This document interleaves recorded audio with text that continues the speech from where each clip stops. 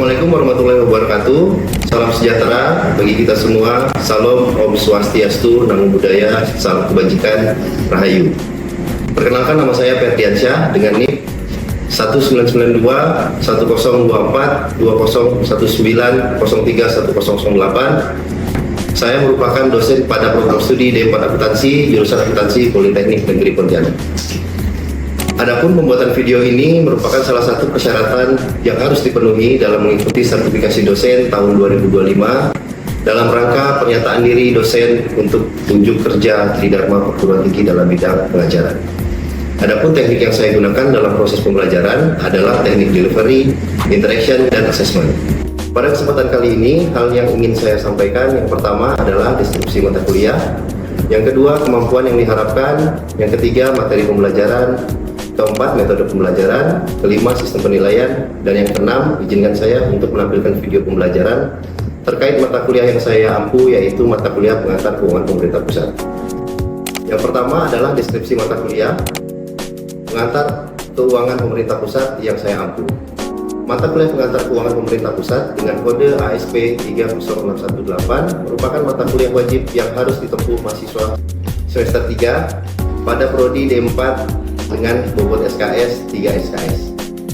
Pada mata kuliah ini menjelaskan mengenai sistem akuntansi dan pelaporan keuangan yang digunakan oleh Bendahara Umum Negara dan instansi mulai dari pengklasifikasian transaksi, dokumen sumber, pengakuan transaksi, sampai dengan pelaporan keuangan Bendahara Umum Negara dan instansi pemerintah pusat. Yang kedua adalah kemampuan yang diharapkan yang telah tertuang dalam capaian pembelajaran mata kuliah.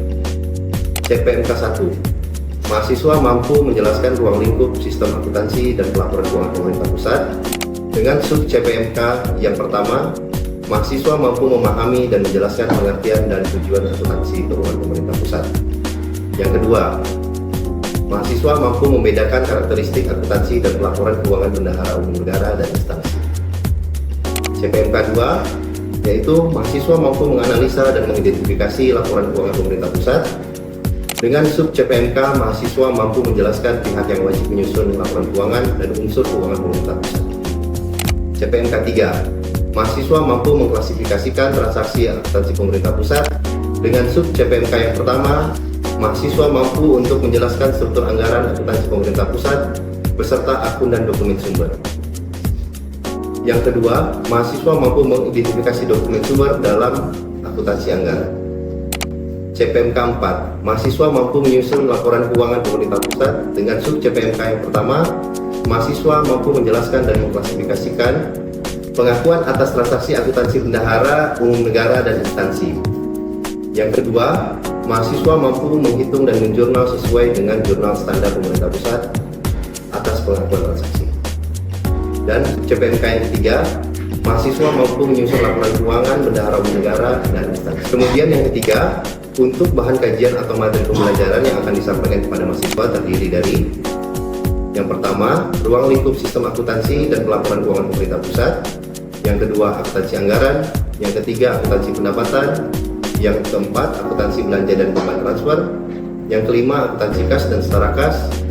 Yang keenam, akuntansi piutang. Yang ketujuh, akuntansi persediaan. Yang kedelapan, akuntansi investasi. Sembilan, akuntansi kewajiban. Dan yang terakhir, penyusunan laporan keuangan dan konsolidasi. Pustaka yang digunakan sebagai sumber referensi dalam mata kuliah pengantar keuangan pemerintah pusat yaitu buku akuntansi pemerintah pusat dengan penulis Ferdiansyah dan Endang Kusmana yang diterbitkan oleh Getpres Indonesia tahun 2020. Selanjutnya, yang keempat, mata kuliah pengantar keuangan pemerintah pusat disampaikan melalui metode pembelajaran luring dan tatap muka yang dijelaskan secara rutin di ruang kelas sesuai dengan jadwal yang telah ditentukan. Metode yang diterapkan ialah metode ceramah, presentasi kelompok, small group discussion yang berkaitan dengan materi pembelajaran yang dibahas dan penerapan problem based learning atau PBL melalui pemberian studi kasus untuk mahasiswa dan mengevaluasi terhadap materi yang telah disampaikan. Kelima adalah sistem penilaian. Penilaian akhir mahasiswa pada mata kuliah pengantar keuangan pemerintah pusat diberikan berdasarkan 4 komponen penilaian sesuai dengan yang tertera pada Pedoman Akademik Politeknik Negeri Pontianak, yaitu yang pertama, komponen aktivitas, yaitu kehadiran dan keaktifan di kelas diberikan bobot maksimal 10% dari total 100. Yang kedua, komponen tugas yang terdiri dari tugas individu dan tugas terstruktur dengan bobot maksimal 20% dari total 100%. Yang ketiga, komponen nilai ujian tengah semester dengan bobot maksimal 30% dari total 100%. Dan yang terakhir adalah komponen nilai ujian akhir semester dengan bobot maksimal 40% dari total 100%. Berikut untuk rentang nilai angka mutu yang dapat diberikan adalah 80,51 sampai dengan 100 nilai A, 65,51 sampai dengan 80,5 nilai B, 50,51 sampai dengan 65,5 nilai C, 34,51 sampai dengan 50,51 nilai D, 0 sampai dengan 34,5 nilai E. Demi mendukung terlaksananya proses belajar mengajar, pihak jurusan menyediakan sarana dan prasarana seperti ruang kelas yang telah dilengkapi dengan proyektor, whiteboard, spidol, dan penghapus. Kami juga menggunakan layanan LMS, yaitu aplikasi Edlink, untuk mendukung proses pembelajaran dan memberikan absensi, kuis, ujian, dan nilai yang bertujuan sebagai tambahan mengevaluasi pemahaman mahasiswa terhadap materi yang telah disampaikan. Baiklah, berikut akan saya tampilkan cuplikan proses pembelajaran pada salah satu materi mata kuliah pengantar keuangan pemerintah pusat.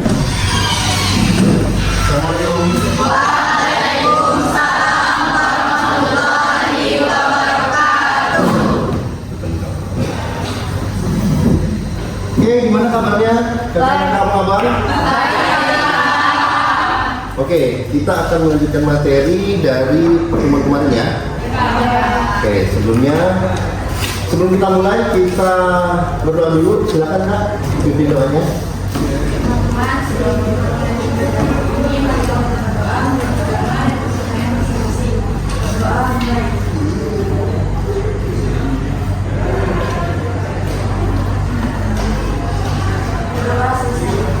Oke, saya absen dulu ya. Kakak-kakak apa?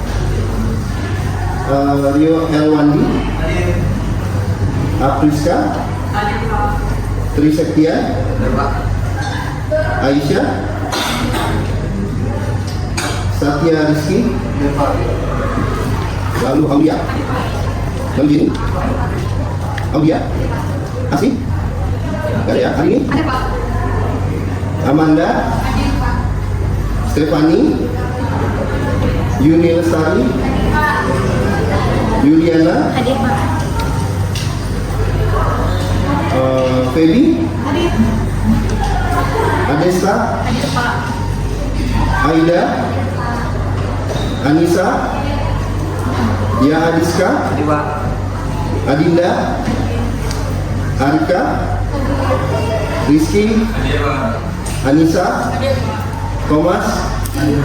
Ronaldo, hadir Pak. Atifa, Zika, Aura. Oke. Sekarang di bab 5 yaitu adalah akuntansi belanja, beban dan transferian. Oke. Akuntansi belanja ini adalah mencerminkan penggunaan basis kas yang mana pengakuannya dalam ketika uang sudah dikeluarkan dari rekening kas umum negara dan dibukukan dalam kas besar. Ya. Oke. Pengertian belanja adalah pengeluaran dari rekening kas umum negara ataupun yang mana mengurangi saldo atas anggaran lebih atau sal dalam periode tahun anggaran bersangkutan yang tidak akan diperoleh pembayaran kembali oleh pemerintah. Jadi hanya mengeluarkan saja. Pemerintah itu hanya melakukan pembayaran atas apa yang diminta untuk belanja operasional. Ya. Lalu berikutnya ada klasifikasi belanja, di mana klasifikasi belanja itu menurut klasifikasi ekonomi adalah belanja operasi. Yang pertama ini adalah belanja operasi di mana mengeluarkan kas umum negara dalam menyelenggarakan operasional sehari-hari. Jadi misalnya Satker itu punya kebutuhan untuk memenuhi kebutuhan dalam periode tertentu. Jadi contohnya adalah belanja operasional atas belanja pegawai, terus ada juga belanja kebutuhan sehari-hari, ya. Itu nanti dikeluarkan melalui belanja operasi. Nah, berikutnya ada belanja pegawai, yang mana belanja pegawai ini biasanya diperuntukkan untuk pegawainya. Biasanya PNS itu dibiayai oleh APBN, Dan untuk pegawai honorer biasanya dibiayai oleh APB, oleh PNBP, ya. Oke, lalu berikutnya ada belanja barang. Belanja barang di sini adalah pengeluaran untuk membeli barang atau jasa yang habis pakai untuk memproduksi atau jasa yang dipasarkan maupun tidak dipasarkan, dan pengadaan barang. Contohnya seperti belanja modal, itu ada di situ. Terus ada belanja tadi kebutuhan sehari-hari, terus belanja operasional layanan perkantoran, ada juga tentang layanan jasa dan listrik segala macamnya. Itu maksudnya dalam belanja barang. Oke, kalau belanja barang dan jasa ini biasanya pengeluaran yang dilakukan untuk membiayai sebuah keperluan kantor sehari-hari. Tadi seperti saya jelaskan, itu biasanya dilakukan dengan pengadaan ataupun pergantian atas inventaris kantor. Ya, misalnya seperti meja, ini bagian dari inventaris. Oke. Jadi misalnya ada pengadaan untuk meja berikutnya, itu biasanya dibuatkan sebuah kesepakatan ataupun sebuah surat pemberitaan di mana kita memerlukan barang tersebut. Oke? Ada yang bertanyakan seperti ini? Belum ada. Oke. Nah, belanja pemeliharaan. Kalau belanja pemeliharaan ini biasanya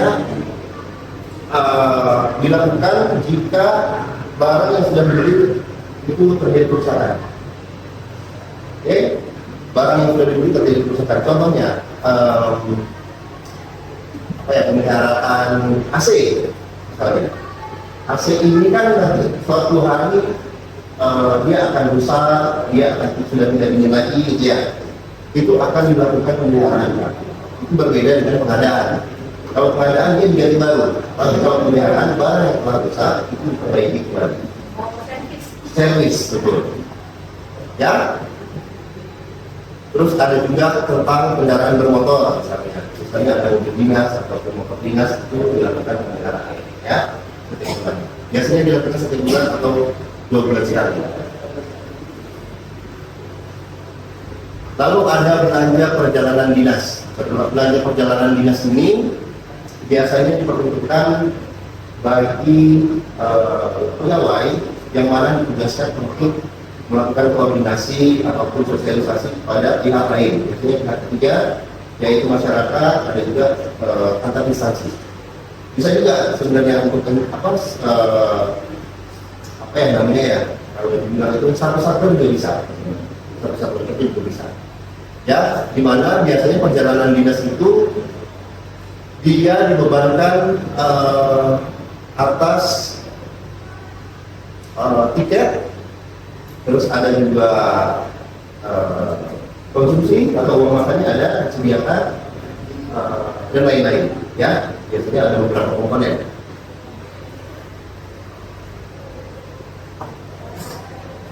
Lalu berikutnya belanja bunga. Belanja bunga ini adalah pengeluaran pemerintah untuk pembayaran bunga atas kewajiban penggunaan pokok utang. Itu biasanya dilakukan oleh pemerintah terhadap luar negeri. Ya, siapa yang diberi pinjaman. Oke.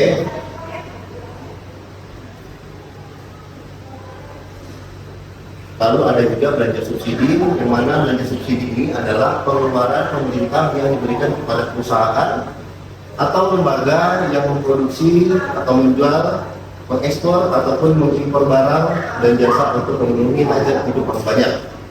Ya, biasanya kalau dilakukan pemerintah itu adalah subsidi atas bahan bakar, biasanya diberikan secara universal, ya, secara keseluruhan atau secara umum. Oke, kalau misalnya di dalam satker ataupun di dalam satu lingkup satuan kerja biasanya adalah beasiswa. Ya, seperti itu. Lalu ada belanja hibah, yang mana belanja hibah ini adalah belanja pemerintah dalam bentuk uang atau barang yang dapat diberikan kepada pemerintah negara lain atau organisasi internasional. Biasanya hibah ini melewati siklusnya lewat bendahara umum negara. Ya, jadi biasanya tidak langsung ke dalam satker, tapi melalui atas bendahara umum negara. Jadi lingkupnya langsung ke negara, ya.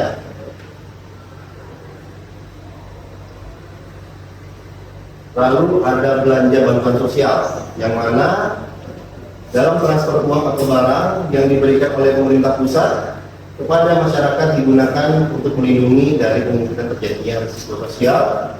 Transfer uang, barang atau jasa, yang mana ketentuannya sebagai berikut.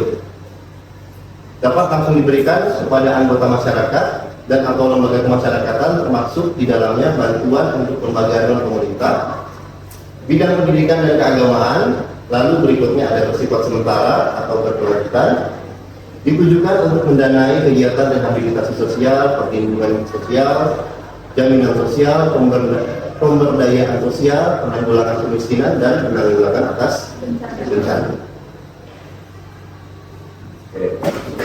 Yang berikutnya adalah bertujuan untuk meningkatkan taraf kesejahteraan kualitas, kelangsungan hidup, dan memulihkan fungsi sosial dalam rangka mencapai kemandirian, sehingga terlepas dari risiko sosial yang diberikan dalam bentuk bantuan langsung, penyediaan aksesibilitas, dan penguatan atas kelembagaan. Lalu ada risiko sosial menurut Bultek atau buku teknis.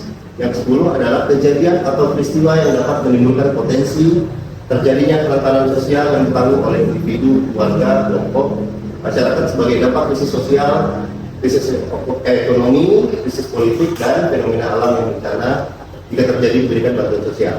Jadi bantuan sosial itu akan diberikan bila mana dalam kondisi terjadinya bencana. Contohnya seperti apa? Banjir. Terus yang kemarin tahun 2019 terjadi apa? COVID-19.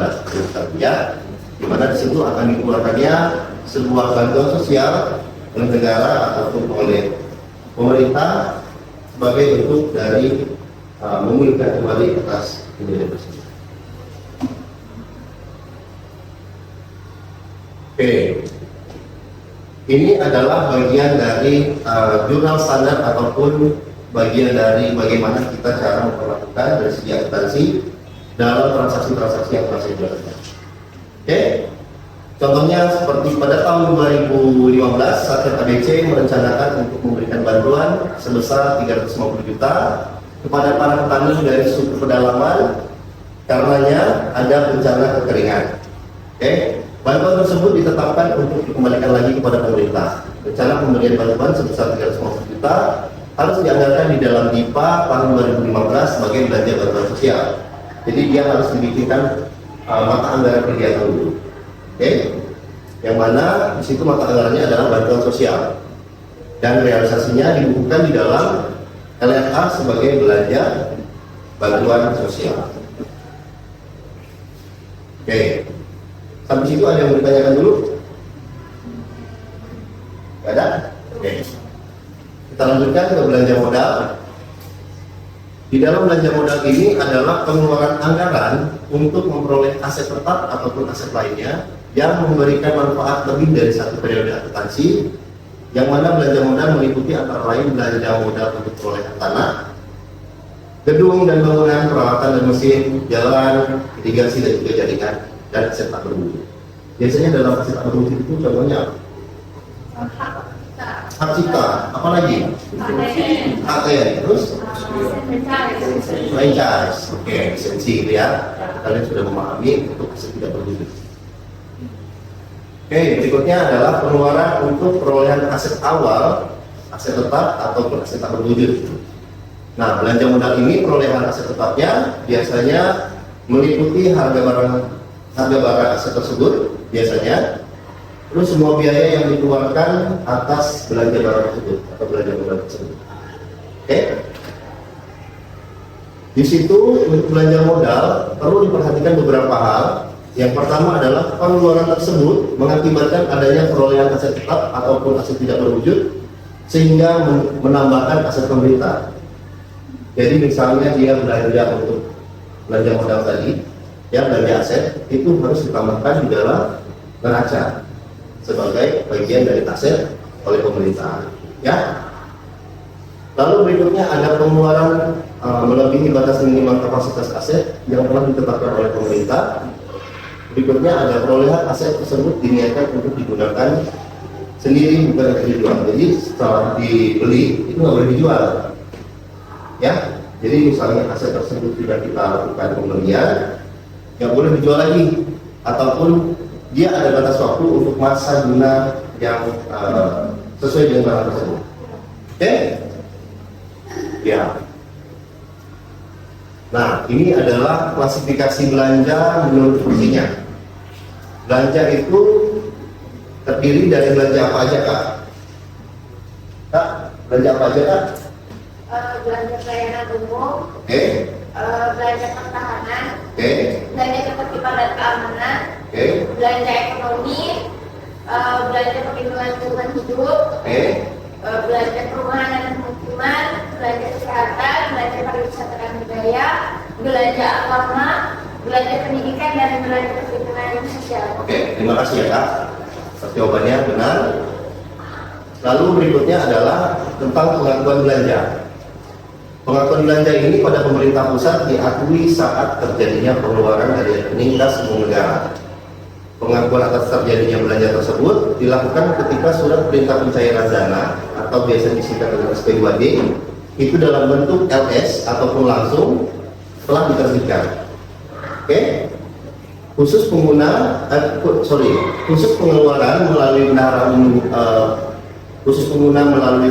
negara ini, pengakuan belanjanya saat dipertanggungjawabkan atau pengeluaran tersebut disahkan oleh unit yang mempunyai fungsi bendahara umum negara.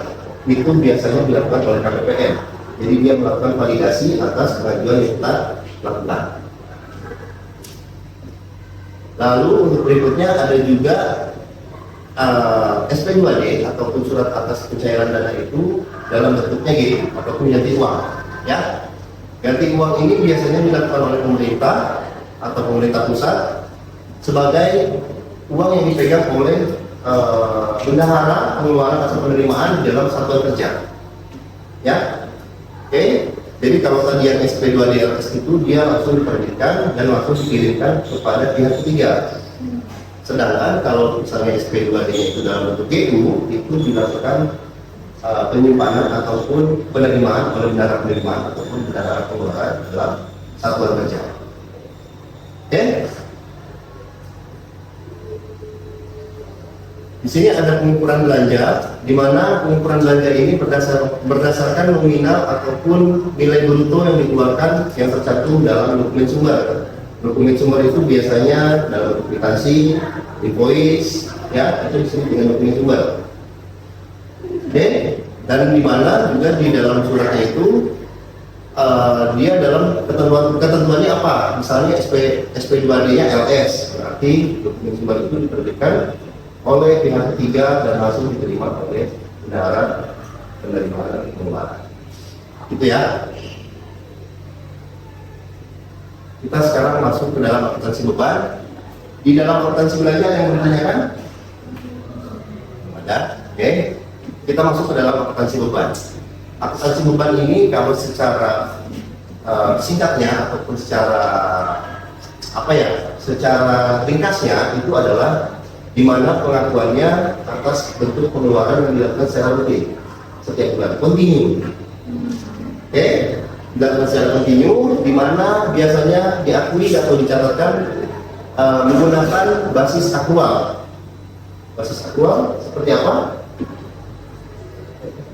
Dibayarkan sesuai dengan tempo yang berlaku di dalam pencatatan. Oke, itu adalah bagian dari akuntansi beban. Oke, Kak, untuk klasifikasi beban apa aja, Kak?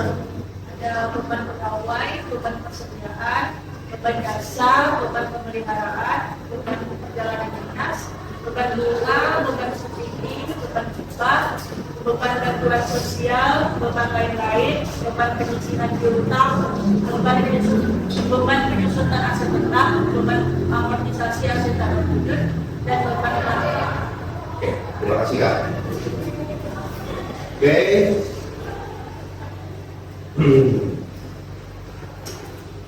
Berikutnya kita masuk ke dalam pengukuran atas beban, ya. Pengukuran atas beban ini untuk beban pegawai, di mana beban pegawai itu biasa dicatatkan sebesar nilai nominal yang terdapat di dalam dokumen sumber, seperti dokumen kepegawaian, daftar gaji, peraturan perundang-undangan ataupun dokumen lain yang menjadi dasar dari pengeluaran negara kepada pegawai tersebut. Jadi kalau misalnya PNS itu digunakan dasar dokumennya adalah ketetapan untuk pangkatnya, jumlahnya berapa yang dibayarkan, itu adalah dokumen sumber yang dimiliki oleh pegawai sebagai dasar mengeluarkan gaji dari pegawai tersebut. Oke, yang berikutnya ada beban persediaan, di mana beban persediaan ini dicatatkan sebesar nilai persediaan yang dipakai jika persediaan dicatat dengan menggunakan metode pertemuan. Di sini juga ada beban jasa, beban pemeliharaan, beban perjalanan dinas, ataupun beban biaya. Nah, lalu bagaimana cara kita untuk membuat jurnal standar ataupun jurnal yang dilakukan dalam pengakuan atas beban, belanja ataupun transfer? Contohnya seperti ini. Pada tanggal 31 Desember 2015 terdapat tagihan listrik sebesar 30 juta yang belum dibayar. Terus untuk pengakuan atas jurnalnya seperti apakah?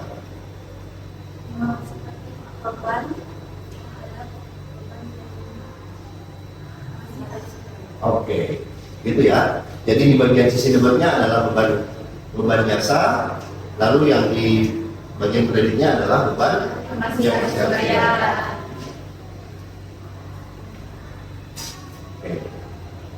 Terus untuk berikutnya, berdasarkan contoh nomor 1, contoh 1 yang terdapat di dalam butir 4.1 dimisalkan bahwa tagihan listrik tersebut adalah 30 juta dibayarkan pada tanggal 8 Januari atas transaksi tersebut, maka Satuan Kerja akan membuat jurnal dalam tulisannya. Bagaimana Kak? Beban yang masih harus dibayar terhadap entitas lain. Ya, itu bagian dari dalam perusahaan uang. Nah, kalau di bagian sisi bendahara negara, dia akan membuat jurnal dalam besarnya dan aktualnya gimana? Di bagian debitnya dicantumkan ke entitas lain, kemudian di bagian kreditnya kas negara sebesar 30 juta. Oke, terima kasih. Oke, berikutnya akan saya kasih latihan, kalian silakan mengerjakan.